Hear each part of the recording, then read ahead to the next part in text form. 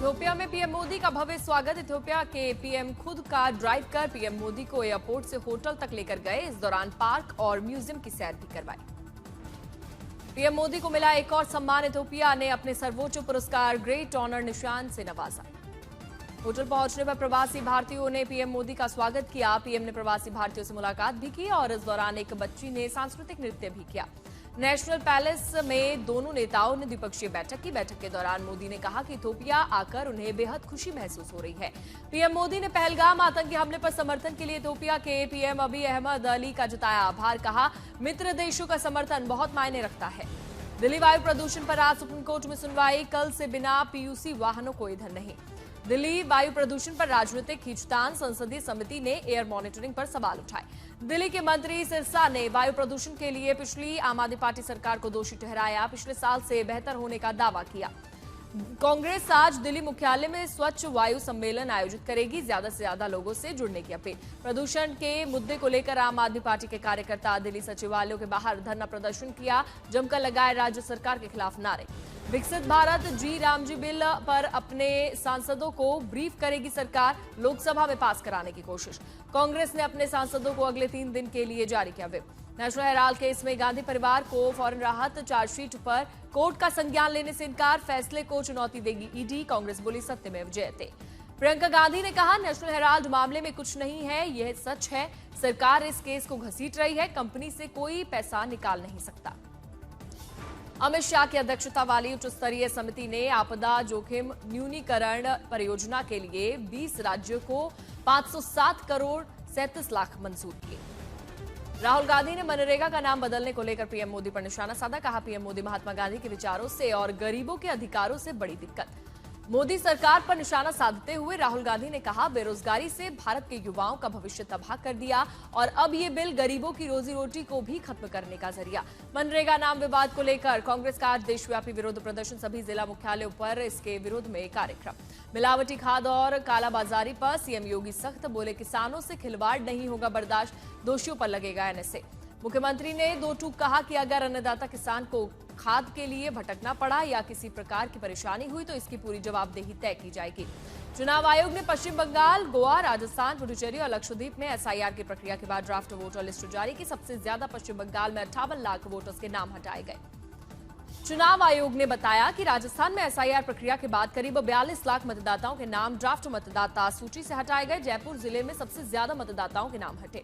गोवा में 1 लाख से ज्यादा वोटर्स के नाम हटाए गए। तो वहीं लक्षद्वीप में नई ड्राफ्ट लिस्ट में 1616 लोगों का नाम शामिल नहीं। पश्चिम बंगाल और यूपी में एसआईआर पर समाजवादी प्रमुख अखिलेश यादव का बीजेपी पर वार। कहा, एसआईआर बीजेपी की सोची समझी रणनीतिक और साजिश। बूथ लेवल एजेंट को लेकर मुख्यमंत्री ममता बनर्जी ने अपने आवास पर एक बैठक की। मीटिंग में विभिन्न बूथों के बीएलए शामिल। कांग्रेस सांसद प्रियंका गांधी वाड्रा ने मनजिंदर सिंह सिरसा के माफी वाले बयान पर कसा तंज बोली। माफी मांगने से क्या फायदा, काम ठीक कराएं, लेकिन यहां कोई चर्चा के लिए भी राजी नहीं। गोवा में आईएनएस हंसा पर रोमियो हेलीकॉप्टर के दूसरे स्क्वाड्रन आईएनएस 335 को किया जाएगा कमीशन। नौसेना प्रमुख एडमिरल दिनेश के त्रिपाठी इस स्क्वाड्रन को नौसेना में शामिल करेंगे। मल्टी मिशन हेलीकॉप्टर है MH-60 रोमियो हेलीकॉप्टर। टारपीडो और मिसाइलों से लेकर एडवांस प्रिसीजन किल वेपन सिस्टम रॉकेट दागने में भी सक्षम। रक्षा के क्षेत्र में भारतीय सेना की बढ़ी मारक क्षमता। अमेरिका से अपाचे हेलीकॉप्टर की अंतिम खेप भारत पहुंची। दुनिया के सबसे आधुनिक अटैक हेलीकॉप्टर में अपाचे अटैक हेलीकॉप्टर की गिनती। इंडियन आर्मी के पास अपाचे हेलीकॉप्टर की संख्या हुई 6। ऑपरेशन सिंदूर को लेकर कांग्रेस नेता पृथ्वीराज चौहान विवादित बयान। कहा, पहले ही दिन भारत को करारी हार का सामना करना पड़ा था। सरकार पर तथ्यों को छुपाने का आरोप लगाते हुए पृथ्वीराज चौहान ने कहा कि रणनीतिक चूक को स्वीकार किया गया है, लेकिन सरकार सच सामने नहीं आने दे रही। महाराष्ट्र मिनी पोल में बीजेपी शिंदे बैठक में अजित पवार की गैर मौजूदगी। अजित पवार को नजरअंदाज करने पर सवाल उठे। संजय राउत ने ईवीएम विवाद पर किया सुप्रिया सुले और शरद पवार पर हमला। कहा, ईवीएम पर विपक्ष की भूमिका स्पष्ट थी, अचानक बयान बदलना उचित नहीं। हिजाब उतारने के मामले में पीडीपी नेता ने कहा कि सार्वजनिक माफी मांगे नीतीश कुमार। सत्ता किसी को मुस्लिम महिलाओं को अपमानित करने का हक नहीं देती। लूथरा ब्रदर्स को 2 दिन की ट्रांजिट रिमांड, आज गोवा ले जाएगी पुलिस। नाइट क्लब अग्निकांड में 25 की हुई थी मौत। ट्रांजिट रिमांड के आदेश की कॉपी मिलते ही लूथरा बंधु को गोवा पुलिस सुरक्षित स्थान पर ले गई। गोवा पुलिस ने 3 दिनों की ट्रांजिट रिमांड मांगी थी। नीरव मोदी को लगा बड़ा झटका, प्रत्यर्पण अपील दोबारा खोलने की याचिका पर यूके हाईकोर्ट की सुनवाई मार्च 2026 तक टली। लुधियाना सेंट्रल जेल में कैदियों के बीच हिंसक झड़प हुई। सूत्रों के मुताबिक हालात संभालने के लिए पहुंचे जेल अफसरों पर भी कैदियों ने हमला किया। जेल सुपरिटेंडेंट कुलवंत सिद्धू को गंभीर चोटें आई हैं। कैदियों ने ईंटों से उनके सिर के पीछे वार किया। बांदा के मछुआरे पाकिस्तानी जेल में पड़े बीमार, पत्र देख टूटे परिजन। रिहाई को लेकर पीएम मोदी से लगाई गुहार। तमिलनाडु स्कूल हादसे में अनामलाई ने डीएमके सरकार को ठहराया जिम्मेदार। कोंडापुरम में दीवार गिरने के कारण छात्र की मौत हुई।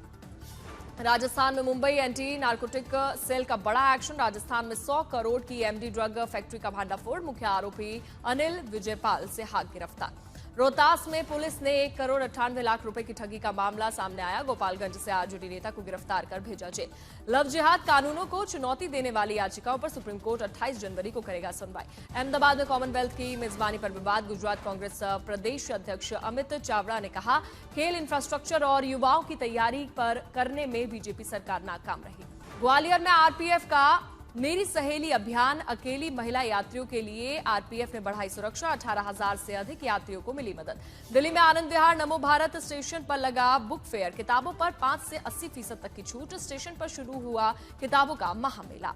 उदयपुर में फिल्म मेकर विक्रम भट्ट और पत्नी श्वेतांबरी भट्ट पेश हुए कोर्ट में।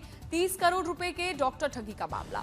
यूपी के ऑलराउंडर प्रशांत वीर और बल्लेबाज कार्तिक शर्मा ने आईपीएल नीलामी में रचा इतिहास। चेन्नई सुपर किंग्स ने दोनों को 14 करोड़ 20 लाख में खरीदा। कैमरन ग्रीन इस नीलामी में सबसे महंगे बिकने वाले खिलाड़ी बने। कोलकाता ने 25 करोड़ 20 लाख रुपए में खरीदा।